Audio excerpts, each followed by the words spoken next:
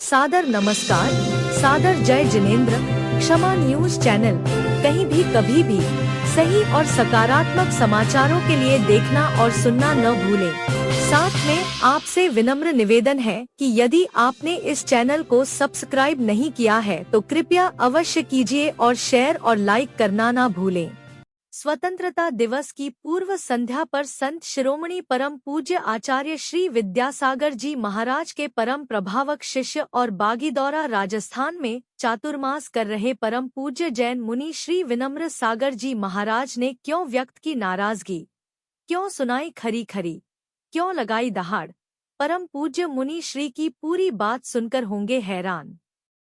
लीजिए सुनिए। आचार्य भगवंत के पास जो है अन्ना हजारे जी आ गए।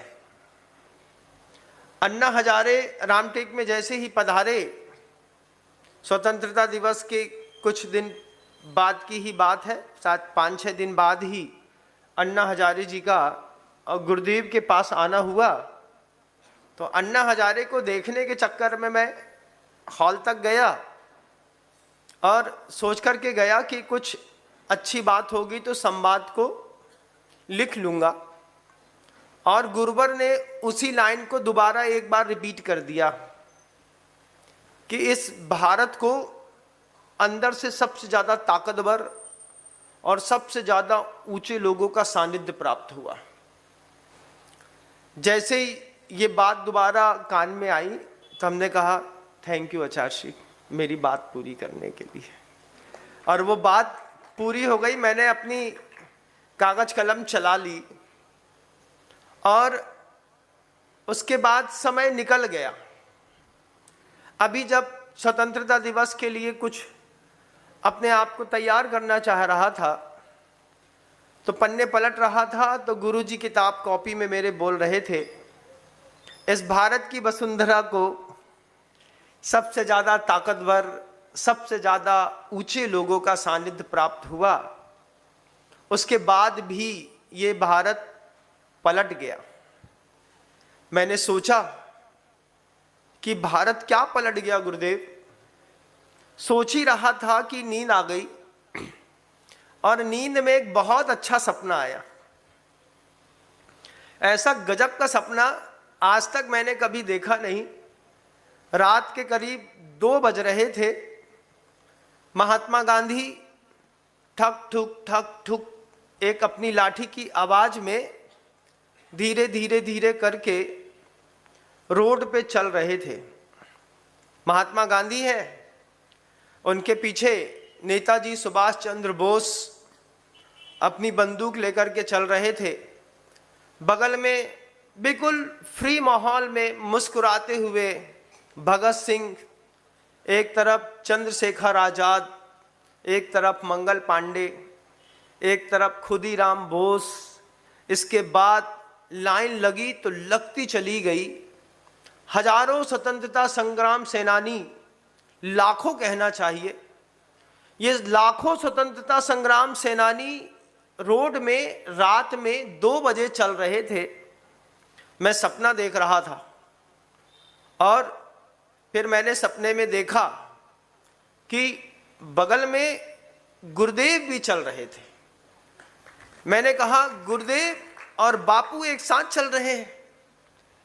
एक समय था जब बापू आसमानी थे और गुरुदेव हमारी नजरों के साथ रहते थे। और जैसे ही गुरुदेव आसमानी हुए तो वहां पर मैंने पहली बार कल सपने में देखा आचार्य श्री जी चल रहे हैं, शांति सागर जी महाराज चल रहे हैं, वीर सागर जी महाराज, आचार्य शिव सागर जी महाराज, दादा गुरु ज्ञान सागर जी महाराज देखा मैंने देखा शंकराचार्य जी को, मैंने देखा गौतम बुद्ध, भगवान महावीर, ये सब रोड पर पैदल चल रहे हैं। हमने जब पैदल चलते हुए इन सारे महापुरुषों को पूरब से पश्चिम की ओर आते देखा और यहां से दूसरी तरफ रोड होती है ना चौड़ी वाली, उसमें बीच में एक डिवाइडर होता है और डिवाइडर की दूसरी तरफ एक रोड और होती है। तो डिवाइडर से इस तरफ तो ये सारे महापुरुष, पूरे स्वतंत्रता संग्राम सेनानी एक साथ चल रहे थे, और इस तरफ से आज का भारत चल रहा था। आज के भारत के जो लोग लगातार चल रहे थे, ये चलते चलते चलते ऐसे मिलते मिलते मिलते ऐसे क्रॉस हो रहे थे। जब ऐसे क्रॉस हो रहे थे, एक दूसरे ने एक दूसरे को टोका नहीं, किसी ने किसी को कुछ नहीं कहा, दोनों एक दूसरे को ऐसा पलट करके देख रहे थे। आज की जनरेशन महात्मा गांधी को देख रही थी, घुटने के ऊपर का वो धोती लपेट करके, बापू के आंख का चश्मा, डंडा, पैर में एक चप्पल, और बापू ऐसा झुका हुआ अपना बिना दांत वाला चेहरा लेकर के ऐसे देख रहे थे। दूसरी तरफ से यंग जनरेशन भी बापू को देख रही थी। यंग जनरेशन आपस में पूछ रही है, हु इज दिस? बापू कुछ नहीं बोले, बोले कुछ दिख तो रहा है, पता नहीं क्या है, कुछ खास पता नहीं। भगवान महावीर को देखा, यंग जनरेशन हंस रही थी, बोले ये नंगा। भगवान महावीर ने कुछ बोला नहीं। गुरुदेव दिखे, ज्ञान सागर जी महाराज दिखे, आचार्य भगवंत विद्यासागर जी महाराज चल रहे थे। सबको देख करके यंग जनरेशन के लोग हंस रहे थे। ये यंग जनरेशन थोड़ी और ऐसी क्रॉस हो रही थी, और क्रॉस होते में भगत सिंह आजाद को देखा तो भी एक इंजीनियर ने पूछ लिया, ये कौन है? बोले बड़ा मूंछ में ताव दे रहा है। भगत सिंह आजाद को लगा कि निकाल करके बंदूक सटा दें, लेकिन खुदीराम बोस ने भगत सिंह आजाद को रोक दिया। रात का सपना है, सपना में सब होता है बंधुओं। सपना में होता है पूरे संत मुनि ऋषि के साथ इस भारत को अंदर से ऊंचे और अंदर से ताकतवर लोग एक साथ चल रहे थे। अंदर से ऊंचा समझते हैं, अंदर का ताकतवर, अंदर का ताकतवर अलग तरीके का होता है। स्वनियंत्रण में सबसे ज्यादा काम करता है अंदर का ताकतवर व्यक्ति।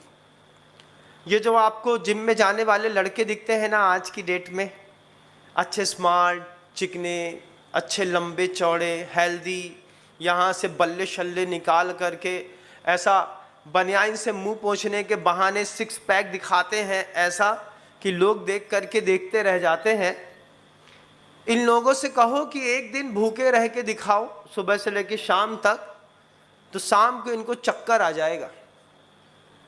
ऐसा चक्कर खा करके गिर जाएंगे, पित्त भड़कने लगेगा, दिमाग सड़कने लगेगा, उल्टी होने लगेगी। जब लोग चल रहे थे रास्ते में, मैं देख रहा था उन साधकों में दधीची को देखा मैंने, जिन्होंने अपने राष्ट्र की रक्षा के लिए असुर संग्राम जब उस वक्त हुआ था और देवताओं की हार हो रही थी, तो वैदिक सनातनी परंपरा के वो महर्षि दधीची को देखा, जिन्होंने अपनी हड्डियां निकाल करके धनुष बनाने के लिए दे दी थी। वो दधीची भी इसी भारत में पैदा हुए। जाबालीपुरम जिनके नाम से जबलपुर प्रसिद्ध है, जाबाली ऋषि, वो भी यहीं पर हुए। यहीं पर ब्रह्मर्षि विश्वामित्र द्रोणाचार्य जैसे महान संत हुए। यहाँ पर कौन नहीं हुआ? यहाँ पर सब एक से एक अंदर से ऊंचे और अंदर के ताकतवर लोग इस भारत की वसुंधरा पर पैदा हुए। भारत की वसुंधरा पर पैदा होकर के 14 अगस्त है आज, रात में सपना देख लिया मैंने। जैसे बापू कह रहे हैं कि इनको सपना दिखा दो, ये कल बोल देंगे। मैंने देखा ये सब जा रहे थे, सपने में थोड़ा ऊपर से देखने का व्यू बनता है, जैसे ड्रोन कैमरा देखता है ना, ऐसा होता है सपने के लाइफस्टाइल। जैसे ड्रोन ऊपर से शॉट्स लेता है, ऐसे मैं शॉट्स ले रहा था। पहले कभी सामने से देखता, कभी ऊपर से देखता, फिर लंबी भीड़ देखता, फिर सामने से देखता। तो बापू और गुरुदेव दोनों साथ में चल रहे थे। साथ में चलते चलते गुरुदेव की अपनी मस्तानी चाल, उसी चाल से गुरुदेव एक हाथ में कमंडल एक हाथ में बिछी लेकर के चल रहे थे। बापू बार बार गुरुदेव को देखते और गुरुदेव बापू को देख करके बोलते कि वो आपका जो हथकरघा था, आप छोड़ गए थे, उसको मैंने दोबारा जीवंत करवा दिया था। बापू ने गुरुदेव को देख करके हाथ जोड़ लिया। बापू गुरुदेव से पूछते हैं, आपको कैसे प्रेरणा मिली हथकरघा चलाने की? तब गुरुदेव कहते हैं कि बस मन के अंदर एक भाव था कि स्वदेश के प्रति सबसे ऊंचा क्या किया जा सकता है। तो मुझे विधानसभा में रखा हुआ आपके हाथ का चलाया हुआ हथकरघा दिख गया और बस वो दिमाग में आया, तो फिर मैंने तिहाड़ जेल में 2000 हथकरघे लगवा दिए। ये संवाद चल रहा था बापू और गुरुदेव के बीच में। बापू कहते हैं, भारत कितना पलट गया महाराज। आचार्य जी कहते हैं, वही तो, आप देखो किसके लिए अपन ने इतनी मेहनत करी। चलते चलते बापू के और गुरुदेव के पैर के नीचे 2 16-16 साल के लड़के मरे हुए पाए गए। 2 लड़के जब मरे हुए पाए गए और उन दोनों मरे हुए लड़कों का छद विक्षत शरीर देखा, सर बिल्कुल फट गया था। डंडे मारे थे लोगों ने, भीड़ ने मिल करके पूरा शरीर के कपड़े उतार दिए थे। गुरुदेव और बापू ने दोनों ने देखा, पीछे सुभाष चंद्र बोस, खुदीराम बोस, भगत सिंह आजाद, सारे लोग, सारी मिलिट्री फौज, महारानी लक्ष्मीबाई, झांसी की रानी, सब चल रहे थे। जितने लोग स्वतंत्रता संग्राम सेनानी थे, सारी दिवंगत आत्माएं शरीर के साथ वहां पर चल रही थीं। और सामने 2 बच्चे मरे पड़े मिले उत्तर प्रदेश के एक जिले के पास। तब गुरुदेव ने बापू से कहा, ये बच्चे मर गए। बापू ने भी गुरुदेव को देखा और सामने से एक सूत्रधार आकर के कहता है, इन दोनों ने गाय मारी थी, भारत के अंदर गाय मारी थी, इसलिए हम लोगों ने इसको मार दिया। बहुत बड़ा वर्ग आकर के नारा लगा रहा था जय श्री राम का, बहुत बड़ा वर्ग नारा लगाता था जय भवानी का। और वो सारे के सारे लोग उस तरफ खड़े, इस तरफ क्रांतिकारी लोग खड़े, बीच में 2 बच्चे मरे पड़े। उनसे कहा, क्या हुआ? इसने हमारी गौ माता मार दी, इसने हमारी गौ माता मारी है, इसने मॉब लिंचिंग करी है। शब्द देखिएगा, मॉब लिंचिंग शब्द तो सुना है ना, कितने सारे टीवी पर आपने ऐड देखे होंगे, घटनाक्रम देखा होगा कि गोकशी के कारण 2 गुटों में हुआ विवाद। गोकशी के कारण 2 गुटों में जब विवाद हुआ तो वो हमेशा हिंदू मुस्लिम रहा। ये विवाद हुआ कि कराया गया? ये विवाद हुआ नहीं बंधुओं, ये विवाद कराया गया। गोकशी में विवाद करके 2, 4, 5 2 बच्चों को मार दिया, फाड़ करके रास्ते में पाड़ दिया। और आचार्य जी ने बापू से कहा कि बापू 25 लाख टन गौवंश सरकार काट करके विदेश भेज रही है, उसकी तरफ तो ये आवाज नहीं उठाते। जो रोड में पड़े हुए 2 बच्चे के मरे हुए शव को देख करके गुरुदेव के मन के अंदर वो दर्द पैदा हुआ। गुरुदेव ने बापू से कहा, बापू देखिए आपका भारत। पीछे भगत सिंह खड़े थे, भगत सिंह आजाद को भी बापू ने, गुरुदेव ने बुला लिया। भगत सिंह जी आप भी आइए, आप भी देखिए आपका भारत। इस भारत में एक गाय मारी होगी तो 2 लड़के मार दिए, और जो सरकार 25 लाख टन गाय को मार करके ट्रांसपोर्ट कर रही है, उसको कोई कुछ कहने वाला नहीं है। बापू कहते हैं कितना बदल गया भारत। भगत सिंह आजाद देखते रह गए। मंगल पांडे बोला, पीछे खड़े थे मंगल पांडे, उनने कहा कारतूस में चमड़ा लगाया था गाय का, तो हमने अंग्रेजों की बाट लगा दी, और आज हमारे ही लोगों ने गाय की यहीं पर भारत के अंदर रह करके बाट लगा दी। कितना दर्द था उन लोगों के अंदर, मैं देख रहा था, देख करके भयभीत हो गया। हमने कहा ये सारे के सारे अंदर से ताकतवर और ऊंचे लोग एक साथ रोड पर चल रहे हैं। इन्होंने देखा 2 बच्चे मरे पड़े, आचार्य सिंह जी को दर्द सहन नहीं हुआ। बापू से कहा तो पीछे की पूरी फौज में सनसनी पड़ गई। आचार्य भगवंत और बापू उन दोनों बच्चों के शव को बगल से क्रॉस करके आगे बढ़े। गुरुदेव आगे बढ़े तो पीछे पूरी क्रांतिकारियों की, साधु संतों की पूरी फौज पीछे लगी हुई थी। उनके बीच से भी वो सब होकर के निकल करके गया। देखा कि 2 गाय मार दी तो आपने हिंदू मुस्लिम का झगड़ा करवा करके 2 बच्चों की मौत करा करके कर्फ्यू लगवा दिया और राजनीति की रोटियां सेक ली। लेकिन वही हिंदू समाज के लोग जब 25 लाख टन मांस निर्यात होता है अरब कंट्री में, तब कहीं पर जाकर के कोई आवाज नहीं लगाते हैं। तब उनकी आत्मा सो चुकी होती है। उस वक्त नहीं दिखाई देती कि स्लाटर हाउस में गोकसी लगातार हो रही है। और वही स्लाटर हाउस है, अभी देखिएगा भोपाल के पास नया स्लाटर हाउस को सरकार ने लाखों रुपए उसमें अनुदान में दिए हैं।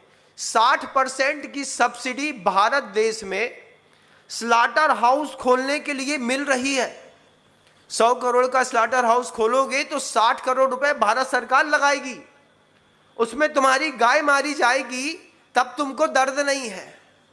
तुमको दर्द है कि लोकल कसाई ने गाय कैसे काट दी। ये हिंदू मुस्लिम खराने वाली राजनीति के लोग बाहर से ताकतवर हैं, बाहर से ऊंचे दिखाई देते हैं, लेकिन हमने अंदर से ऊंचे और ताकतवर लोगों की बात करी है। अंदर से ऊंचे और अंदर के ताकतवर लोग बापू कहते हैं गुरुदेव से कि गुरुदेव, मैंने सोचा नहीं था कि भारत में स्लाटर हाउस के लिए इस तरीके की सब्सिडी दी जाएगी। आचार्य सिंह बोलते हैं, मैंने इसके लिए कोर्ट केस लड़े, ब्रह्मचारी अमृतश्री जी को लगाया 25 लाख टन के लिए। वहां पर खुशहाल भाई, प्रभात जी मुंबई, अशोक जी पाटनी, इन जैसे लोगों के पैसे लगवाए गोकसी रोकने के लिए, मांस निर्यात रोकने के लिए। भारत की नीति में आगे बढ़ नहीं पाया। ऐसी मशीनें लगाई स्लाटर हाउस की स्लाटिंग करने की। यहां से गाय को भेजा जाता, दूसरी तरफ से आधा किलोमीटर उस तरफ पैकेट में डिब्बा बंद बिल्कुल मांस खचखचाता हुआ निकला। वहां से सीधे कंटेनर में गया, कंटेनर सीधे एयरपोर्ट में गया या शिपिंग कॉरपोरेशन प्लांट में, वहां से बिल्कुल चिल होकर के और सीधे अरब की कंट्री में पहुंचा दिया। एक बूंद खून दिखाई नहीं देगा आपको भारत की धरती पे। मशीनों में सीधे गाय फंसा दी जाती हैं, दूसरी तरफ से निकलते निकलते चमड़े अलग आते, अलग खुर अलग, सींग अलग, दांत अलग, हड्डियां अलग, मांस अलग, सब कुछ एक एक करके अलग, खून भी अलग कर दिया जाता है। और उस खून से कुछ केमिकल डाले और रेड बीसी अलग कर दी और WBC के चीजों के साथ मिला करके उसी की दवाइयां बनाई और पार कर दिया। ये पूरे के पूरे लोगों को जब मैं रास्ते में कल देख रहा था सपने में, जब बापू और गुरुदेव एक साथ संवाद करते हुए सबसे आगे चल रहे थे, सारे संतगण किसी भी संप्रदाय के हो, चाहे वो जीसस हो, चाहे अल्लाह हो, चाहे नबी हो, चाहे वो राम हो, चाहे कृष्ण हो, चाहे भगवान महावीर और आदिनाथ क्यों ना हो, हर संप्रदाय के संत चल रहे थे जो दिवंगत हो गए हैं। एक तरफ वो आ रहे थे, एक तरफ से लोग, आज की नई जनरेशन के लोग जा रहे थे। बापू ने सुभाष चंद्र बोस से कहा, सुभाष चंद्र जी, आजकल सबसे ज्यादा भीड़ कहां पर दिखाई देती है? पूरे भारत का इंडियन मार्केट देखिएगा, सबसे ज्यादा भीड़ कहां दिखाई देती है? कौन सी दुकान है जहां पर सबसे ज्यादा भीड़ दिखाई देती है? बोलो ना बा साहब। शराब की दुकान में सबसे ज्यादा भीड़ दिखाई दी। बापू ने कहा मेरी पूरी साधना बर्बाद कर दी, शराब की दुकानों में इतनी ज्यादा भीड़ हो गई, पलट गया हमारा भारत। सुभाष चंद्र बोस, चंद्रशेखर आजाद, पीछे खड़े हुए लोग, अटल बिहारी वाजपेयी बहुत पीछे खड़े थे। वे बोले धोती उठाते उठाते, बापू हम भी आ रहे हैं। बापू ने कहा अभी जहां खड़े हैं वहीं पे खड़े रहिए। वहीं से उस संविधान को देखिए कि जिसके लिए पूरे सेवक संघ ने, जनसंघ ने मेहनत करी थी, वो पूरा का पूरा भारत कितना बदल गया। यहाँ के बापू की धोती दुपट्टा देख करके कुछ बेटियां हंस बैठी, बोले देखो अपने बराबर पैंट पहना है, ये कैसा कैफरी है। बाबू की धोती को आज के जमाने के लोगों ने कैफरी कह दिया। बापू बोले क्या बोले, कैफरी? बापू के टाइम पे कैफरी शब्द नहीं था। घुटने के ऊपर की वो पहनने के हाफ पैंट होता है ना, बरमुंडा कहते हैं, क्या कहते हैं, बरमुंडा ही तो कहते हैं, हाँ उसको कुछ कैफरी ऐफरी भी कहते हैं। तो वो किसी लड़की ने कह दिया बापू कैफरी पहने हैं। अब जैसे ही कहा बापू कैफरी पहने हैं, बापू बोले बात करने की तमीज तक नहीं है। अब क्रॉस हो रहे थे ऐसे, एक इस तरफ एक इस तरफ जा रहे थे। एक को पूरा भारत घूमना था और भारत में रहने वालों को दुबई घूमना था। आज पैसा बढ़ता है, आदमी सबसे पहले दुबई में मकान खरीदता है। क्यों? दुबई में इनकम टैक्स नहीं है महाराज। बापू को जब बताया, बापू ने पूछा बच्चों कहाँ जा रहे हो? वो कोट पैंट शर्ट टाई पहने हुए, हाथ में बैग उठाए, बोला दुबई। बापू बोले दुबई काहे के लिए? हमारे घर में खाने को नहीं, पहनने को नहीं। बोले नहीं, सब है तुम्हारे घर में, तुम्हारे भारत में सब है। सुरक्षा के नाम पर कोई चीज नहीं है। सुरक्षा के नाम पर इतनी चीज भी नहीं है कि महिला रात में निकलेगी तो वापस लौट आएगी कि नहीं, भरोसा नहीं। दुबई अच्छा इस मामले में। क्यों? रात को 2 बजे भी अगर महिला अकेली निकल रही है तो दुबई में पाप करने की किसी की ताकत नहीं है। रोड में महिला को छेड़ नहीं सकता। अगर किसी महिला ने कह दिया कि इसने मुझको छेड़ा है या गंदी नजरों से देखा भी है तो वहीं पर पुलिस उठा करके अरेस्ट कर लेती है। तो महिलाएं दुबई जा रही थी, लड़के बच्चे पढ़े लिखे दुबई में मकान खरीद रहे थे, बिजनेसमैन अपना वहीं पर बिजनेस सेटल कर रहे थे। भारत का एक एक व्यापारी 5-5 करोड़ रुपए इकट्ठा करके 30-30 लाख रुपए रेंट पर चलने वाली दुकानें खरीद रहा था दुबई में। पूछा बापू ने क्या हुआ, दुबई में ऐसा क्या है? बोले रोडें देखो क्या गजब की चिकनी है। तुम्हारे भारत के अंदर सरकार 100 में से 30 रुपए हड़प लेती है, उसके बाद भी रोड नहीं बनती। रतलाम से बांसवाड़ा आना हो तो समझ में आ जाता है। राजस्थान की सरकार को देखिएगा, लोग आते हैं मेरे पास, रतलाम से बांसवाड़ा आने के बीच में वहां भी कोई पार्षद होगा, विधायक होगा, एमएलए, मंत्री, मिनिस्टर, सांसद होगा, किसी को चिंता नहीं है, पूरी रोड खा गए। दुबई में आधा किलोमीटर की रोड भी आपको सड़ी ना दिखेगी बापू, इसलिए आपका भारत छोड़ करके दुबई जा रहे हैं।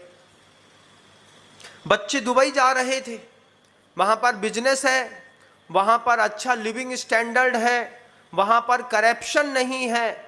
धीरे से पीछे से एक व्यापारी आकर के बोलता है बापू सरकार 100 में से 30 रुपया लेती है, बताओ इतनी मेहनत से 100 रुपया कमाते हैं, 30 रुपए सरकार को देंगे, इससे अच्छा दुबई में धंधा करेंगे। दुबई में इनकम टैक्स नहीं है। जैसे ही बापू ने देखा पीछे, दुबई में इनकम टैक्स नहीं है, हाँ दुबई में 100 रुपए कमाओ, 100 का 100 तुम्हारा है। सरकार को 100 रुपए में से कुछ भी कमाई का नहीं देना, वो दूसरी चीजों में लेगी, इनकम टैक्स नहीं है। ये भी अच्छी बात है, रोड अच्छी, रहने का तरीका अच्छा। और उस पर पीछे एक और आया, अब बोले जितने सिद्धांत जैनियों के हैं सबसे अच्छे पलते हैं दुबई में। वहां पर झूठ लिख दो, झूठ बोल दो तो जबान निकालेंगे और उठा करके कच्चे से अलग कर देंगे। क्यों? तुमने गोल्ड के मामले में झूठ बोला, उसमें लिखा है 98.91%। तो दुनिया में दुबई का गोल्ड कहीं भी चेक करा लेना, उससे कम नहीं निकलेगा। झूठ बोलने पर जबान निकाल करके वहीं पे चौराहे में निकाल दी जाती है। बड़ी बड़ी दुकानें हैं सोने की, कैसा कुंटलों से सोना पड़ा है, ताला लगाने की जरूरत नहीं है, चोरी नहीं होगी, इस बात की गारंटी है। अभी कुछ लोग वहां से घूम करके आए, बोले महाराज पैसों से भरा हुआ पर्स सुबह गोल्ड की दुकान पर छोड़ा था, शाम को 7:30 बजे पहुंचे, जहां छोड़ा था वहीं पर पड़ा मिला, उसमें एक भी आदमी का फिंगरप्रिंट तक नहीं मिला। बोला क्यों नहीं मिला? बोले वहां की पॉलिसी है। भगवान महावीर का सिद्धांत था सत्य बोलो, दुबई में चल रहा है। भगवान महावीर का सिद्धांत था कि चोरी करने वाले को दंड मिलेगा। यहां भारत में चोरों से जेलें ठसाठस भरी है, और जो व्हाइट कॉलर क्राइम करने वाले लोग हैं ये गुंडा बनकर के सीट पर बैठे हैं। अब ऐसे भारत में क्यों रहे बापू? जब ऐसी बात जवान लड़कों ने, यंगस्टर्स ने कही, तो बापू, गुरुदेव, पूरा संघ, साधु समाज, चंद्रशेखर आजाद, यहां पर खुदीराम बोस, सब के सब देखते रह गए। बोले क्या बोले, कैसा बोले इनके बारे में? ऐसा हो रहा है भारत के अंदर। स्वतंत्रता दिवस मना तो रहे हैं, 15 अगस्त आ जाएगा सामने, आप मना लेंगे। बस बापू ने गुरुदेव से कहा, कमजोर भारत में तिरंगा लहराया जा रहा है, महाराज आशीर्वाद दो ना इस भारत को। जैसे ही गुरुदेव ने ये बात सुनी, बापू कह रहे थे कमजोर भारत में तिरंगा लहराया जा रहा है, भारत को आशीर्वाद दो।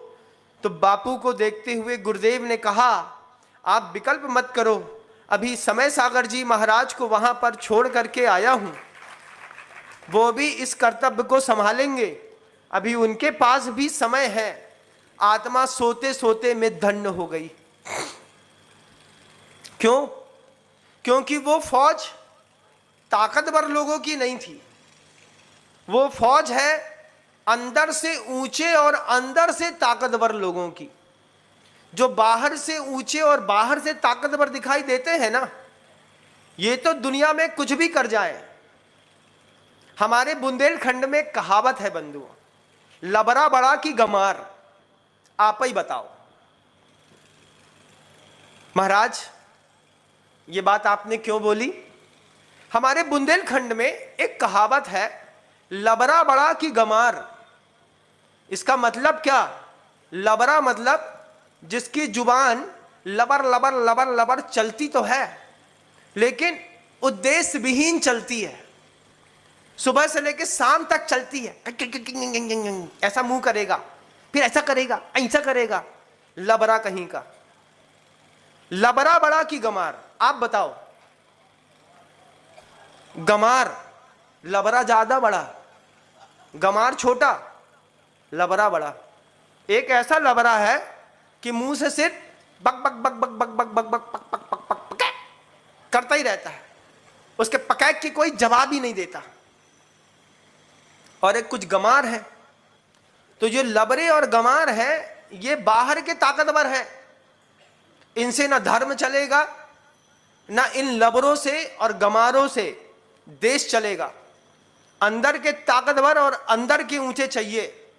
अंदर के ताकतवर और अंदर के ऊंचों में जितने लोग इस संसार से बिगुल बजा करके चले गए, वे रात में सपने में चल रहे थे हमारे साथ।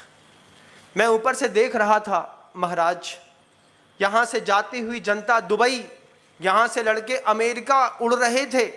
अमेरिका जैसे ही उड़े, ट्रंप ने वहीं से एक खींच के लात मारी, वापिस इंडिया में आकर के खड़े हो गए। पहले पड़े होते थे, हाँ अमेरिका जाएंगे, बाबू बनेंगे, अब मारी उसने खींच के एक लात, आधे इंडियन वापिस आ गए घर में। वापिस तराजू उठा लो, कह रहे तुम्हारा मौला तो IIT करके निकलो थो, जो तराजू काहे चला रहा है? कछु नहीं रे भैया, अमेरिकन वालन ने भगा दो हमारे मौला को, तो अब क्या करे, सोयाबीन बेच रहा हो। वो ही अमेरिका को मोड़ा, अब भारत में आके IITN करके सोयाबीन बेच रहा हो, वो खेती कर रहा हो, वो पूछ रहा हो जो ट्रैक्टर में GI तार कैसे लगाओ जाते है बापू।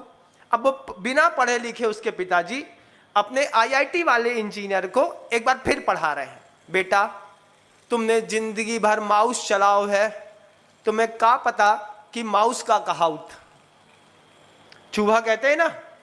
अब वो चूहा आया, अब उधर तो चूहा मिलते नहीं, यहां पर उसने, आपका जो लड़का है वो क्या चलाता है, माउस चलाता है ना, लैपटॉप में माउस, लेकिन ओरिजिनल माउस को देखा के तो घबरा जाए थे माउस चलाने वाले।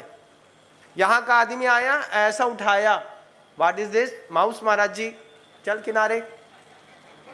बड़ी कंट्रोवर्सी, लेकिन दोनों लोग आपस में एक दूसरे को देखते रहे। बापू आगे बढ़े आगे बढ़े आगे बढ़े, देखते देखते देखते कलकत्ता पहुंच गए। कलकत्ता पहुंचे तो देखा कि खुले आम टंगी हैं गायें। वहां पर कोई मॉब लिंचिंग की बात नहीं करता, वहां पर नहीं बोलता कि गाय काट दी हिंदू राष्ट्र के अंदर। यहीं पर उछलते हैं, उछलते नहीं है, उछलवाए जाते हैं। हिंदू मुसलमान का झगड़ा कराने के लिए कुछ ज्यादा लफड़े नहीं करने पड़ते। ये बीच में जो नेता गण होते हैं, पता नहीं कैसी छवि वाले हैं ये थोड़ी सी अपने गुर्गे भेजने पड़ते हैं इनको। इनके गुर्गे रात में आते हैं, थार में आते हैं, खुली जीप में आते हैं, इनके गुर्गे वसूली करेंगे, इनके गुर्गे नाका वसूली करेंगे, इनके गुर्गों को रेत का ठेका मिलता है, इनके गुर्गे हैं, इन्हीं के गुर्गों को रोड बनाने का ठेका मिलता है। क्यों? सब में बापू नोट में छपे थे, रास्ते में पड़े थे। बापू ने कहा बताओ, हमारी पूरी साधना नोट में छाप दी, नमक दांडी आंदोलन की यात्रा छाप दी और हमको किनारे फेंक दिया। ये पूरे के पूरे लोग हमारे नाम पर राज करने लगे। कैसा भारत है? बापू कहते हैं भारत पलट गया, भारत पलट गया। बापू होते होते होते कलकत्ता पहुंचे, मेन रेलवे स्टेशन के रोड में घुसे नहीं कि पूरे रोड में मांस की बदबू से पूरा भर दिया। बापू को उल्टी की इच्छा होने लगी। उल्टी करने के लिए जैसे ही बाबू पहुंचे हावड़ा ब्रिज तक, वहां पर देखा कि हावड़ा ब्रिज के पानी में इतनी लाशें, इतना वेस्टेज मटेरियल था कि बापू ने कहा कि यहां के इस पानी से तो हम कुल्ला भी नहीं कर पाएंगे। पूरी की पूरी नदियां बर्बाद कर दी भारत के लोगों ने। कितनी इंडस्ट्री डाली, इंडस्ट्री का वेस्टेज मटेरियल के लिए। जब नेशनल ये जो GNT वाले होते हैं, जो आपके यहाँ की अथॉरिटी होते हैं, पर्यावरण सुरक्षा विभाग वाले, इनको जंगल दिखता है, पानी नहीं दिखता। पूरी की पूरी नदियों में वेस्टेज मटेरियल बढ़ा करके आगे कर दिया। क्या क्या सिल्ट निकाली, मील से निकाली, कैल्शियम क्लोराइड, क्लोरीन निकाला, पूरी क्लोरीन पानी में डाल दी। जिसने भी पिया स्कीवी हो गया, सफेद दाग होने लगे। नल का पानी पियो, धीरे धीरे चेहरे का रंग फेड होकर के, दाग बढ़ करके फेड होकर के व्हाइट स्पॉट होने लगा। लोग इलाज कराने लगे, हमारे कर्म का उदय है। कर्म का उदय नहीं है। इस भारत में रहने वाले बापू को पानी कुल्ला करने के लिए नदी में पानी नहीं मिला। बापू तिल मिला गए। वापिस कहीं से लौट रहे थे तो देखा कि कलकत्ता के रेड लाइट एरिया में 10,000 सेक्स वर्कर हैं। आंख मूंद ली बापू ने। बापू बोले ये क्या है मेरे भारत के अंदर, इसके लिए आजादी दिलवाई थी। पूरी दुनिया का व्यापारी कलकत्ता जाता कपड़ा खरीदी करने के लिए, 4 घंटे की कपड़ा खरीदी करेगा और फिर वहीं पर जाकर के रात को गुजारेगा, रात में ट्रेन पकड़ेगा, सुबह अपने धंधे में लग जाएगा। कैसी नैतिकता है, कैसी है नैतिकता, कैसे किसे कहते हैं निष्ठा। यहाँ राजनीति अवसरवादी गिरवी स्वाभिमान है। राजनीति में नीति है राज करने के लिए, उसे अपना लो जिसका नक्षत्र महान है। एक कैसी है नक्षत्र महान है, मैंने दिल बदला है तूने दल बदला है, ऐसे ही बदलने में वक्त मेहरबान है। और एक ने दूजे से कहा काहे की ईमानदारी, तेरी भी दुकान है और मेरी भी दुकान है। ऐसी बातें कह करके बापू ने आगे कदम बढ़ाया। बापू को कलकत्ता रास नहीं आया। कन्नौज के रास्ते होते हुए कानपुर पहुंचे बापू, देख करके दिल दहल गया। गुटके में मानव का मल मिला करके लोग बेच रहे हैं। हैदराबाद के सीवर का जितना भी गंदा वेस्टेज मटेरियल था, मानव की शौच, बायोकेमिकल के स्टूडेंट उसमें क्लोरीन मिलाया, पाउडर क्लोरीन, पीले को सफेद कर दिया, गंध हटाई। सुअर खाता है मानव का मल, उनने उठा करके गुटके में पैक करवा करके कानपुर की गुटखा फैक्ट्रियों में पैक करके बेच दिया। बापू ने आंखें मूंद ली, गुरुदेव बोल बैठे, ये मानव का मानव के प्रति सबसे घोरतम अपराध है। जाकर के देखिएगा, राम तेरी गंगा मैली जहां शूट हुई थी ना, वो बनारस था, लेकिन वास्तव में गंगा कहीं मैली हुई है तो जितनी कानपुर ने मैली करी है, इतनी दुनिया में किसी ने गंगा को मैली नहीं किया। इसके लिए कोई आवाज नहीं उठाता भारत के अंदर। स्वतंत्रता दिवस मनाने जा रहे हैं, पूर्व दिवस है। पूरे के पूरे महापुरुष, सपना चल रहा था मेरा, मैं गंभीर सपने में बैठा था। मैं देख रहा था कि भारत के ऐसे असाधारण लोग इस धरती पर होकर के गए हैं, नाम मैं जानता तक नहीं था। दबंगई देखी मैंने दारा सिंह जैसे लोगों की, कि शुद्ध घी पी करके और घुमा करके दंड पेल करके 4 किलो शुद्ध घी एक दिन में पचाने वाले ताकत वाले लोग देखे। गामा पहलवान देखे जो भारत के नाम पर लड़ने की हिम्मत रखते थे। और आज की संतानें देखी जो दारू पी करके और रात में पड़ी रहती। वहां के लोग देखे, उस वक्त के वो दृश्य दिखा रहे थे बापू कि सरकारी दीपक जलता था रोड में, उसके नीचे बैठ करके लोगों ने पढ़ करके यूपीएससी क्रॉस कर लिया। और आज यूपीएससी के लिए दिल्ली भेजो तो वहां पर ड्रग्स के एडिक्शन में फंस करके लोग जिंदगी बर्बाद कर लेते हैं। बापू देख करके दंग रह गए। कानपुर में वो गंगा मैली देख करके सीन आगे बढ़ते बढ़ते बापू बढ़े जहां ये तुम्हारा फैजाबाद है। फैजाबाद देखा है, अयोध्या के पास फैजाबाद, वहां पर देख कर जाकर के देखा तो हिंदू मुस्लिमों के बीच में इतना बुरा भाव पैदा कर दिया लोगों ने कि आज हिंदू और मुसलमान अपने आप को एक नहीं मानता। और अब ये जीवन में सदियां गुजर जाएंगी, कभी एक नहीं मानेगा अपने आप को। ऐसा दंश है, ऐसा वायरस है। आचार्य सिंह जी ने एक अच्छा हाइको लिखा था बंधुओं। आचार्य सिंह जी का हाइको है, खोखला पेड़ हवा में गिर गया, खोखला पेड़ हवा में गिर गया, दोष किसका? आप बताओ, कितना खोखला भारत है।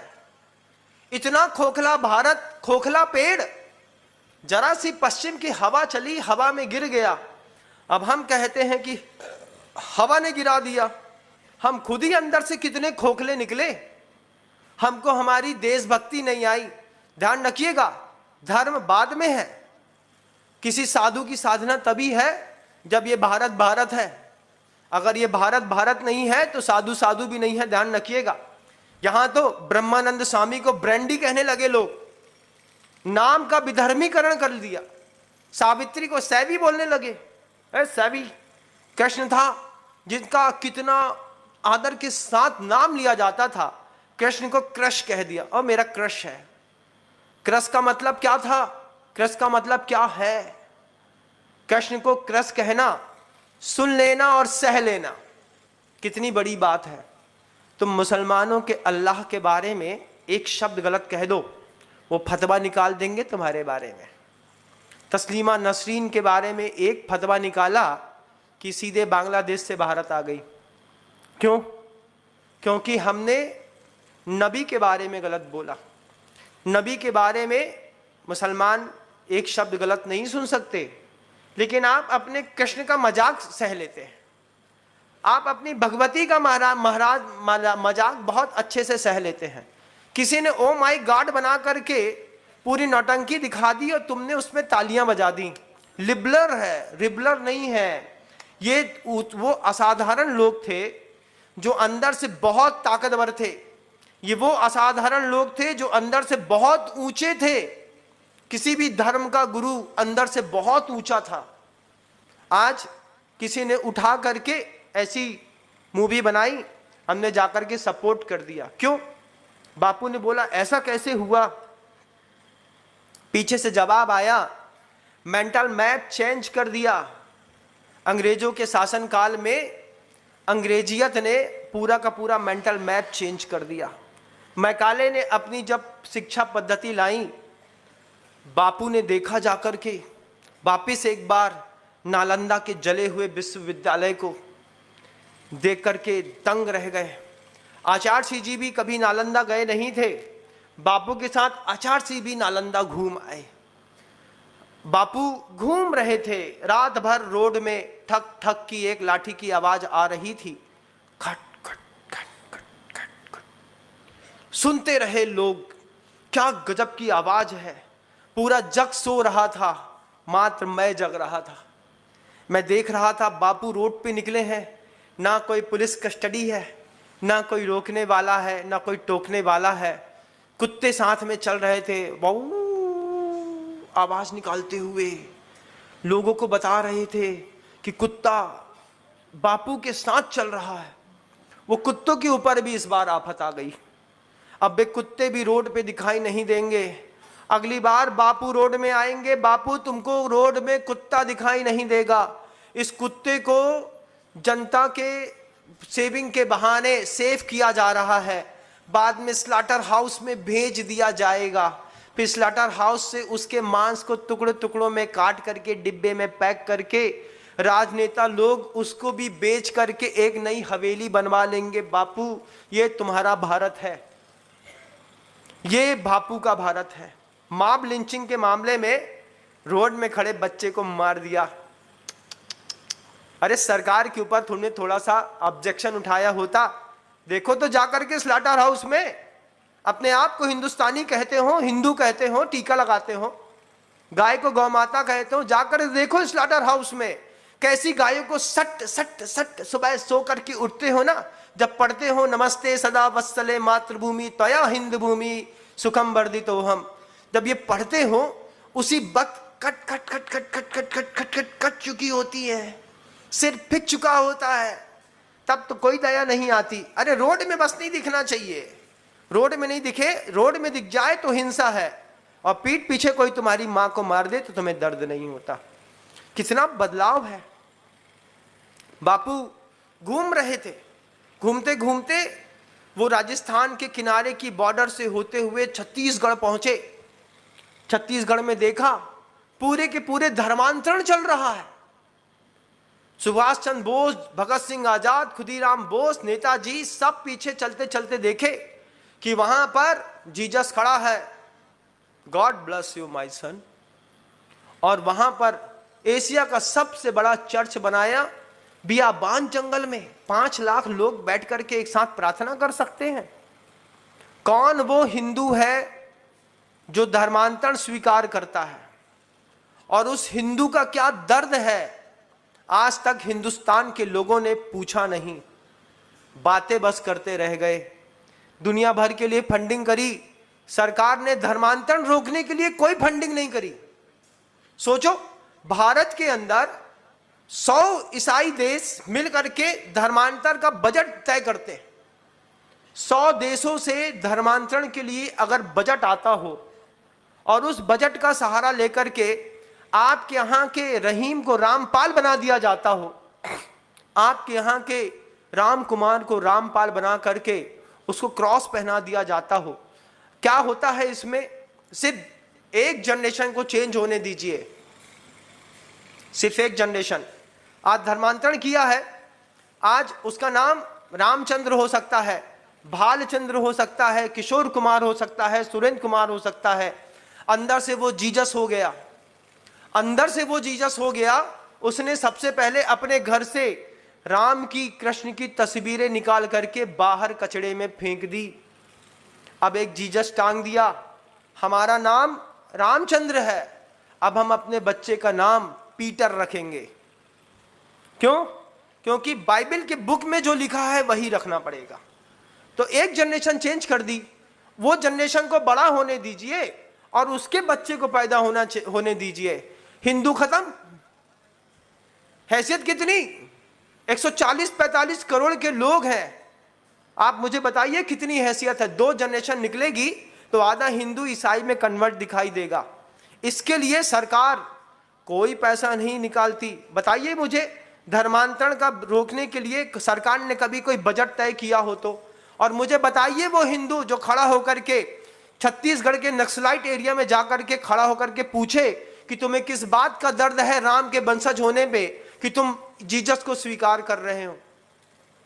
कोई पूछने वाला नहीं है। रास्ते से निकल रहा था, जगदलपुर जा रहा था, रास्ते में बड़े बड़े पत्थर थे, पाषाण, उसमें लिखा था धर्मांतरण रोको, ईसाइयत से बचाओ, विरोधी संस्थाओं के नारे बस लिखे थे, लेकिन बचाने वाला कोई नहीं दिखा। बजट नहीं है, राम की बात करते हैं, हिंदू राष्ट्र बनाने की बात कर रहे हो, फोकसबाजी। अरे पहले धर्मांतरण रोकने की ताकत दिखाओ। वहां पर तुम्हारा लड़का पढ़ा लिखा होकर के दुबई जा रहा है, तुम यहाँ पर बाबागिरी कर रहे हो, तुम बोल रहे हो धर्मांतरण रोक लेंगे, खाक रोक लेंगे धर्मांतरण। हंसी आती है। 145 करोड़ का भारत हो गया है। ये 145-50 करोड़ के भारत के रहने वाले लोग, 150 करोड़ क्या कहलाता है आप मुझे बताओ? काहे में लगे हैं? तूतक तूतिया में। ये लोग बॉलीवुड देखने वाले लोग, सबसे अच्छी मूवी कौन सी आई भारत में सबसे पहले उनको पता है, लेकिन ओलंपिक में मेडल लेने की बात करोगे तो एक गोल्ड मेडल निकालने में 145 करोड़ को पसीना आ जाता है। जाकर के देखिएगा चीन को, इंग्लैंड को, जापान को, जर्मनी को, वहां पर 130-40 करोड़ की जनता चीन की है, 132 गोल्ड मेडल एक बार में उठाता है। क्या दिखाता है? नेशनलिटी किसको कहते हैं ये ओलंपिक के टाइम पे पता चलती है।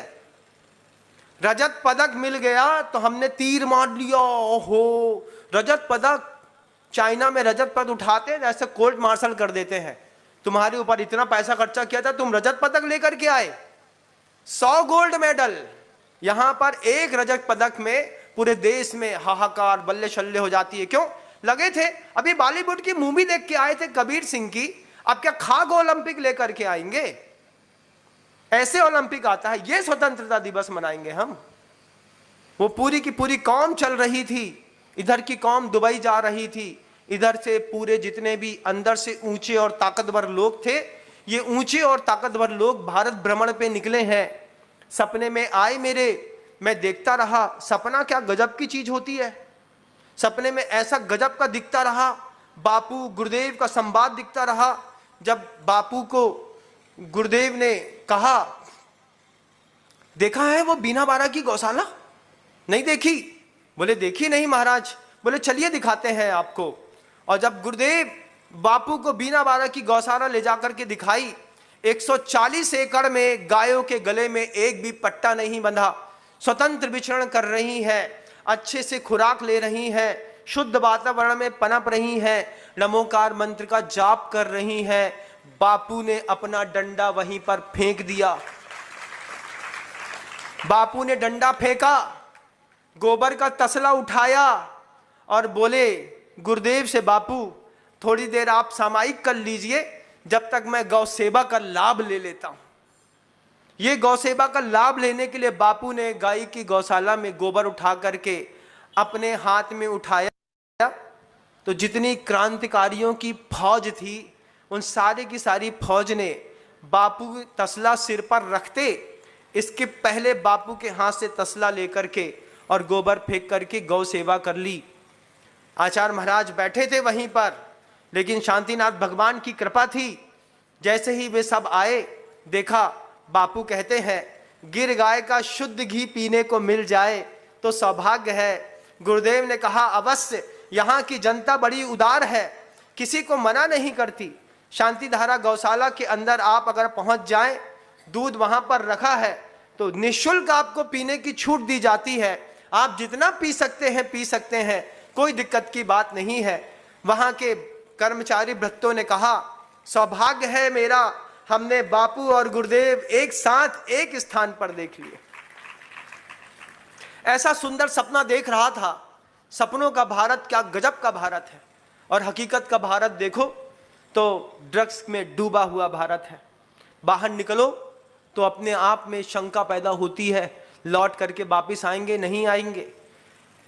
बॉम्बे सूरत का रोड हाईवे ना होकर के खूनी रोड फेमस हो गया। साधु संत निकले और उनको चोट ना लगे, उनका मर्डर ना हो, उनको ट्रक वाला ठोकर मार के ना जाए, होता ही नहीं। हमने तो कसम खा ली गिरनार न जाएंगे कभी जीवन में। बोले क्यों महाराज जी?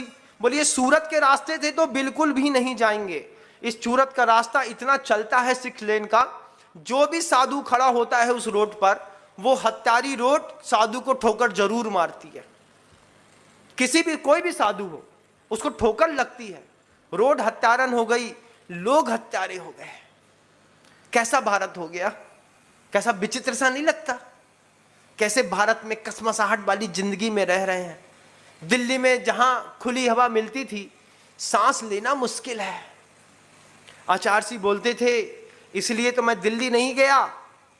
बापू ने कहा आचार्य जी से, गलती करी महाराज, एक बार दिल्ली चले गए होते तो दिल्ली का जैसा हाल हुआ है, फिर उस दिल्ली आप जैसे पुण्यात्मा साधु के चरण रस से भावित हो जाती तो दिल्ली और सुधर गई होती।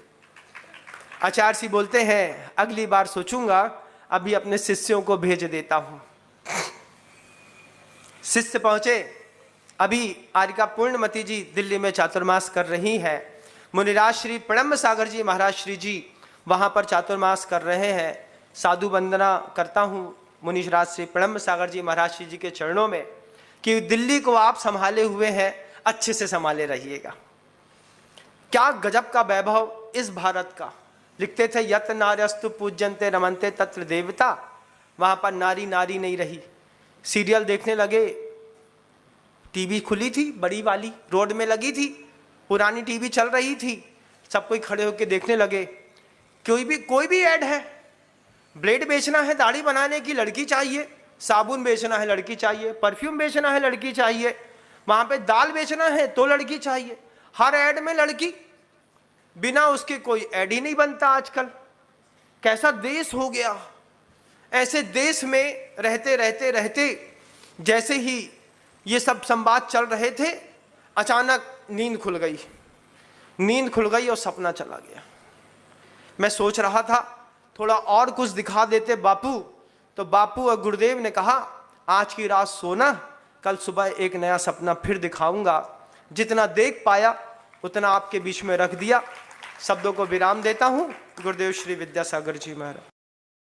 क्षमा न्यूज चैनल देखने के लिए आपको बहुत बहुत धन्यवाद। सादर प्रणाम। सादर जय जिनेंद्र।